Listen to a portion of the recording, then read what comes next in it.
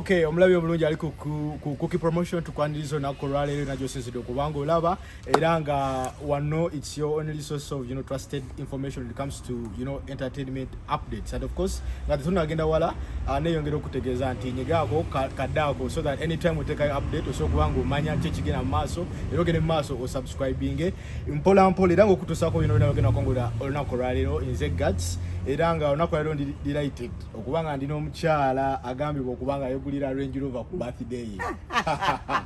Sanji sokulaba. Nange sanji sokusanga. Bidabula bitya.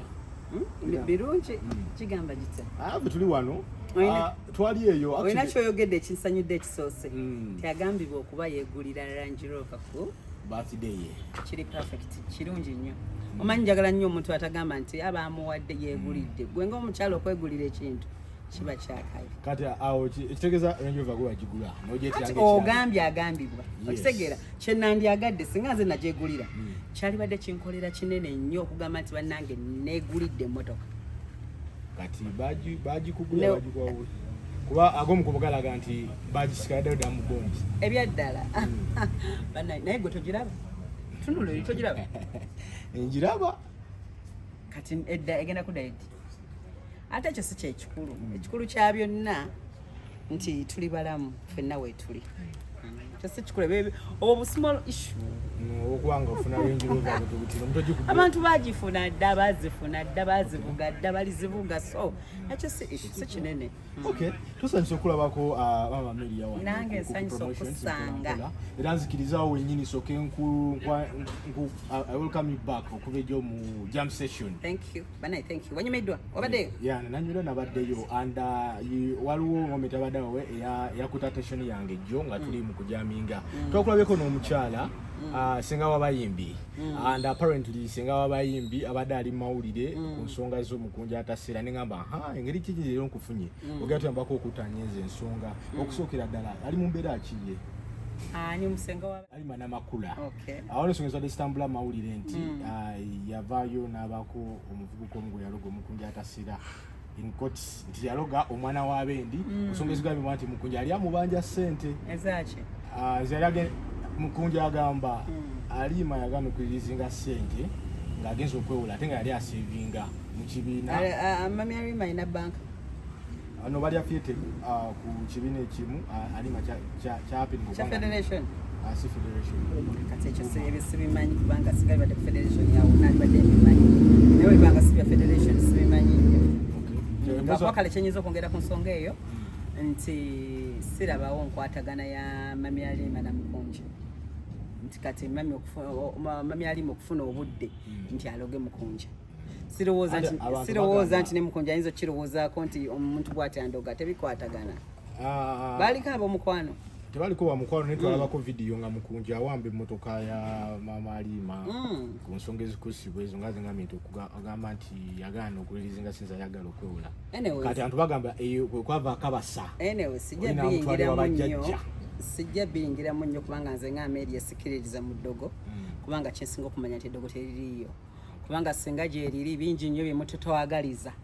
naye ate nga tubirina. For example kati ng'ekyo kiwasoose nti bannange emmotoka tebagikuwagye owulira nga toyagala kiwulira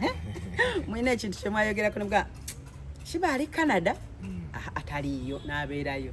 yabaddeyo ku airport bamuganye ne balaba nga tebyamuganye bagamba mwebuulirira mweteerawo ebintu byammwe kitegeera kati nze mba mmanyi eddogo teririiyo kubanga bingi abantu bye baagaliza abantu nawe olina abakwagaliza ebibi naye nga tebiyinza kukutuka kati singa eddogo lyaliyo singa lyabayambako ejo mubadde ne mama Halima talina kyakyogeddeko yadde tayinza kyogerako kubanga temuyinza kwogera ku kintu kyemutoogerangako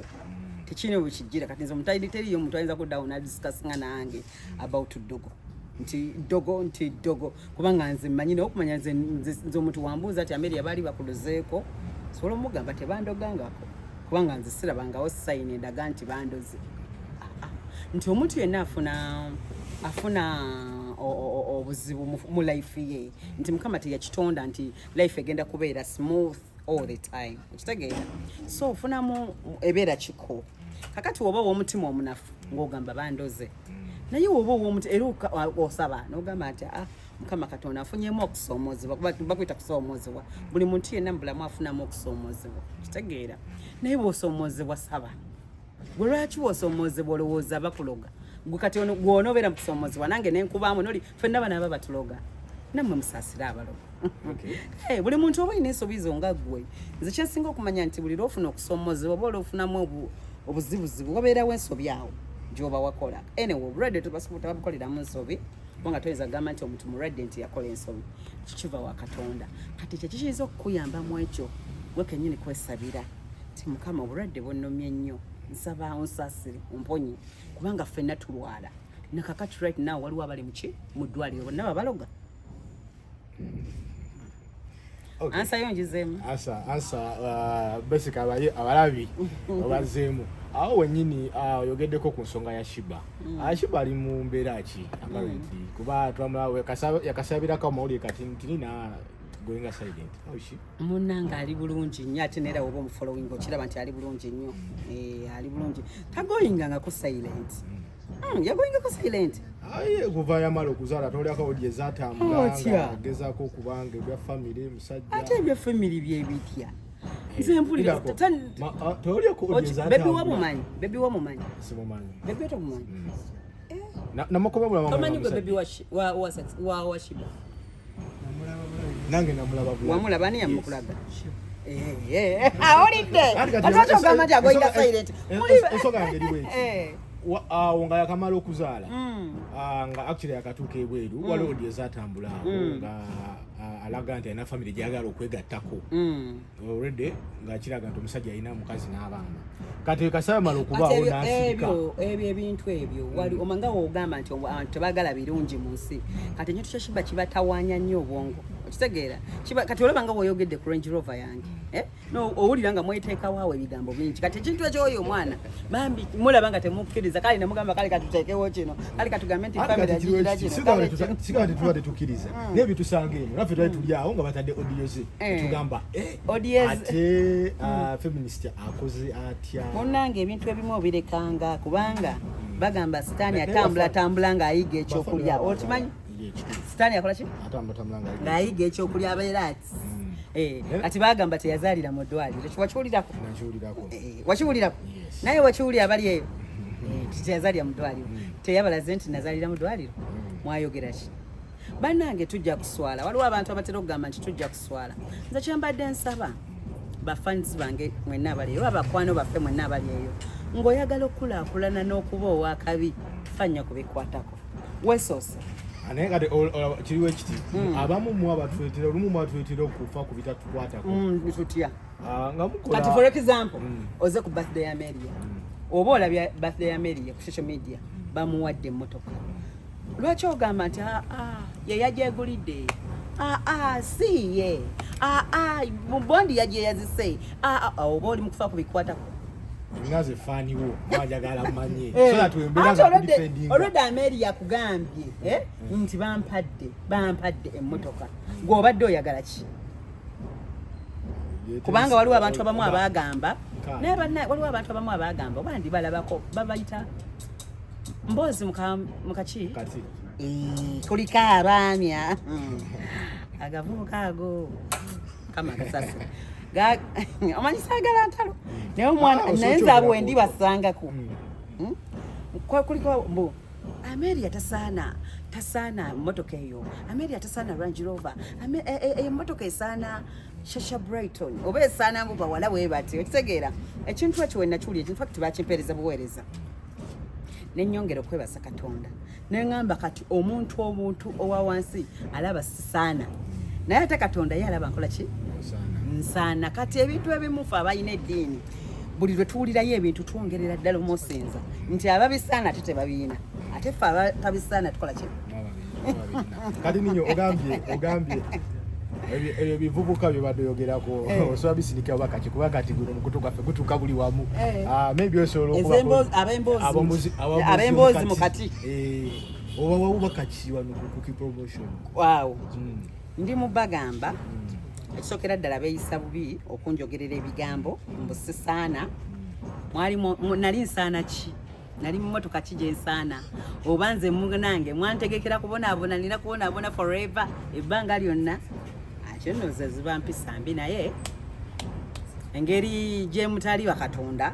tufuna bye tulina okufuna Mukama bye yatutegekera bye tulina okufuna. Waka wayo batuseeka awo wenyini Mama Ameria. Ajaswa kuba by the way katinga tunava kushiba. Is it fine okutegeza kuba Shibaholics akoma odi programs za 2025? So nagenda kuba wali kubanga amisinga abantu be. Kyenamala okulaba kushiba ayagala nnyo abantu bo balwaki. Teyeganya na kugamba nti ayagala nnyo kyovola banga buli kaseera bawa updates. Abantu ne bajja ne babalimba ati bwe kiti bambiye n'abagira ya mazima. Ne balimba te nakola bwati abagala nnyo so abamisinga nnyo anytime. Actually kati akoma anytime soon. So ekyakyenjagala okubuuzaako omuntu badde jagala jasobola kubayimbi amagezi gomu kubayimbi abasinga okuba in good terms and relation never fellow artists. Bukodiyo kyo bambeera kyegyoteeka okukumiramu eyembeera oba nga tubeera nnyo muvuyo olinyo mukwano gw'abayimbi abalala ng'osocializinga nabo. Nze nga Ameria isukira ddala nagambyeko ekintu nti nfa nnyo kubinkwatako. Nze nfa nnyo kubinkwatako nfa nnyo ne ku mikwano gyange nti nze ebiseera ebisinga nze kati everyday buli lunaku nina okwogerako ne Shiba mukwano gwange okitegedde kati tuba twogerako ku bintu ebituzimba oba ebinkwatako ebitukwatako ekitegeera nti kakati omuntu n'ogamba omuntu nti kakati munnange ekiriwo ekiti kakati gye twabadde mu federation kati mabegakaawo tulowooza nti federation tebaddewo mbona nga tetucommunicatinga nedda era ng'obeera awo president n'akubuuzaako gundi eyo oli bulungi oba naawe n'omubuuzaako bikikati ebintu okukumira mu good relationship n'abantu oteekeddwa nnyo okuba nga ofa kubikwatako oteekeddwa okunnyo okuba nga omanyi mboozi ki gy'onyumya n'omuntu okitegeera tonyumya bintu bitakwatagana na muntu oli n'obinyumiza ono nyumya ebikwatako ku oyo mwesi kubanga olaba bingi nnyo nze olumu olunaku lumanyi n'okuziba ne ngamba oba lweyongereyo nga byenkola bitte binnaggwayo nti ne wano munsanze nga tungambye congratulation omanyi waliwo ebintu bimutagala wo nga tungambye nti abazungu ababadde wano babadde bakola ki ako kasembyayo kade kagenda baka kodi muli babi mbadde kirina ne kade kakodiyo kasembyayo kati fe tufa nnyo munaye kubitukwatako era nnyo kati olumu obwavu bungi olumu tudda ku masomero onogaba naye tukoze tutya tumanyi nnyo ku byaffe nze ne wemba nnyumya n'emikwano gyange nnyumya nnyo bitukwatako nze naye siyingizaamu muntu yenna so ndooza kyo kikomye n'abantu. Akalala Epas yabadde n'ekivulu ate omu ku bayimbi abasupportinga bulungi abayimbi bannaabwe.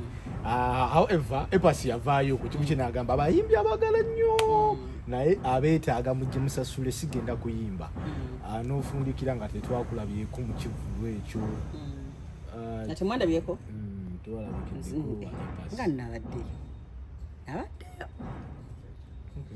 nabaddeyo spiritually, physically. Nabaddeyo gumanya nabaddeyo kubanga Epasi mukwano gwange. Epasi manye wakaawe omuntu womanye wakaawe abanki mukwano gwafe right oba nsusu okwogera no manyi mwagala okwonona so mukwano gwange kati nabaddeyo ekisooka nabadde kubanga ebintu ebimu ffe tetubeeraawo nti tujja kulaga nnyo abantu nti omuntu ono tumufaako nnyo no oba olina omufaako era oba omusabira era omumanyi ga Mukama Katonda Mukama mwekyasimu kwagala kubanga Epasi simulaba nkonga ali mu ntalo n'abantu abalaba bwatyo so teri Mukama wanza mufiiramu Epasi ngali ku ntalo n'abantu nze simulaba simulaba batutera okumulaba n'atugamba mujasaba mu social media naye ngeri gyotamulaba shali kirekawo ekito so akatalekeka nga tugenda okumaliriza this exclusive here musically 2025 what are your plans musically for your fans? Musically nsaba njagala okutegeeza abawagizi bange basuubireyo ekintu awo kijja basuubireyo zicorables zijja mbaliko nnyo nga nabo ebandiko actually tukulaba nga oteekerayo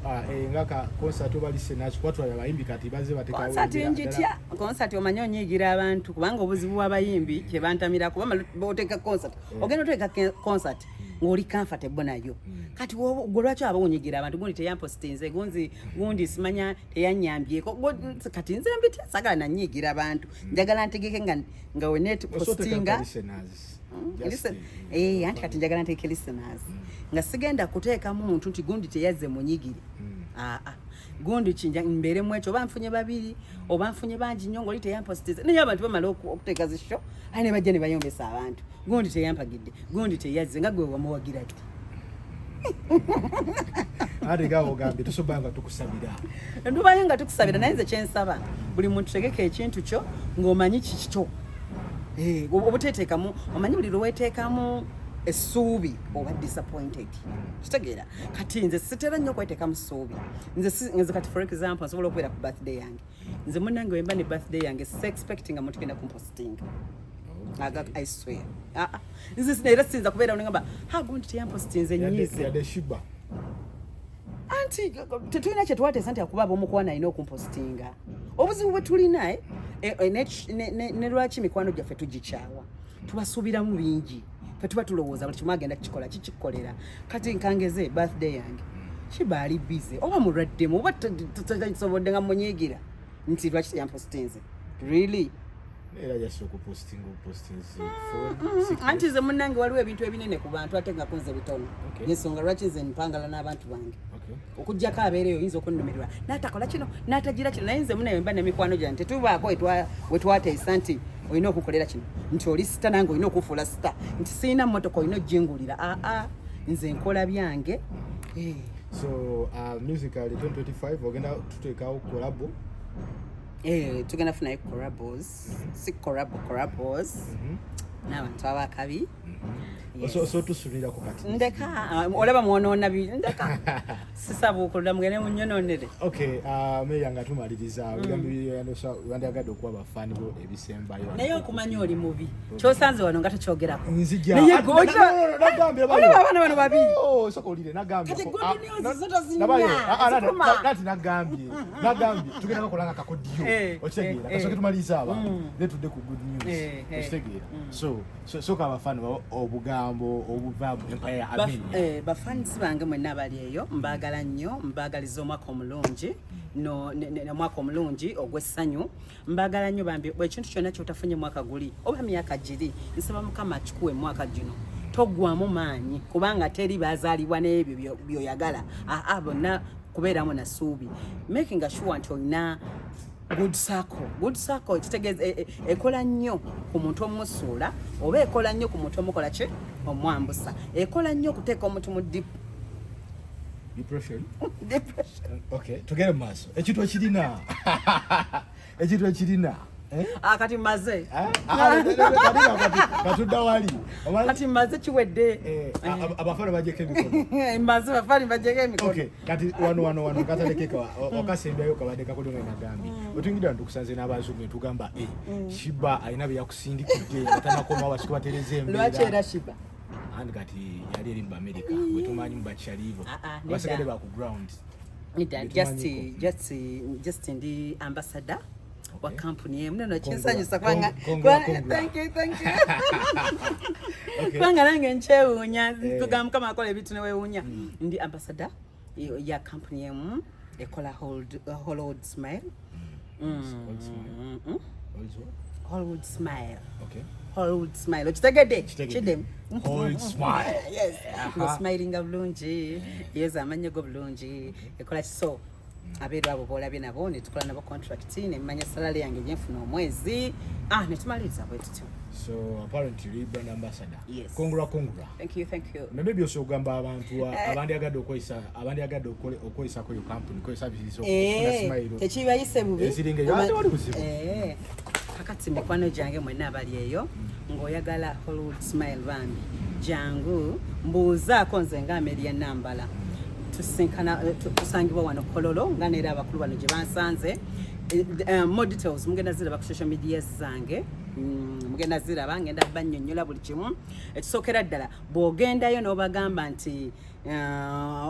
ebintu bino nabiwuliridde ku Ameria obeera ofuna 15% okitegedde so mugenda kufuna more details tulinayo ne Twisha Safaris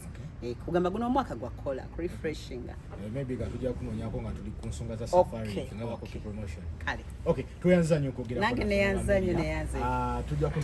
togamba n'abantu ebibine mutemamu ebibi byokka ne afe tuweereza bannayuganda sorry benyiziza I'm so sorry afe tuweereza bannayuganda